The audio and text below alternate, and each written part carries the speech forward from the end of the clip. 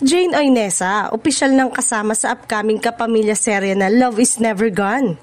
Opisyal ng kumpirmado na magiging bahagi si Jane Oinesa ng much anticipated kapamilya primetime series na Love is Never Gone, na pinagbibidahan ni na Joshua Garcia at Ivana Alawi. Sa podcast vlog ni Diamond star Maricel Soriano, ibinahagi ni Joshua na kasama nila si Jane sa Morocco, kung saan kinuna ng ilang major scene ng proyekto, isang detalye na agad nagpa-excite sa fans.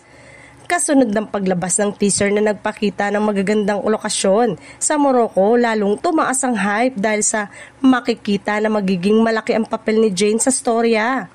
Ito rin ang magsisilbing big comeback niya sa teleserye World matapos ang kanyang huling lead role na nag-aapoy na damdamin noong 2023. Excited din ang maraming tagahanga dahil sa reunion ito ni na Jane at Joshua matapos ang 10 taon.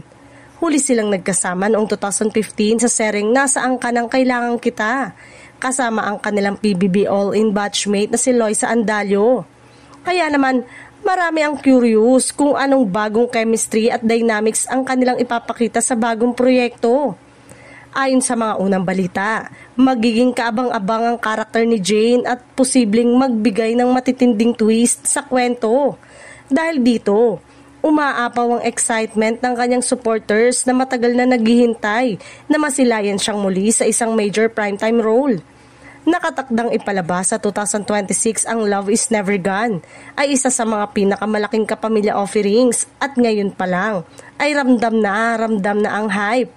Lalo na't kasama na si Jane Oinesa, isang aktres na laging nagbibigay ng husay nito sa bawat ibigay na proyekto.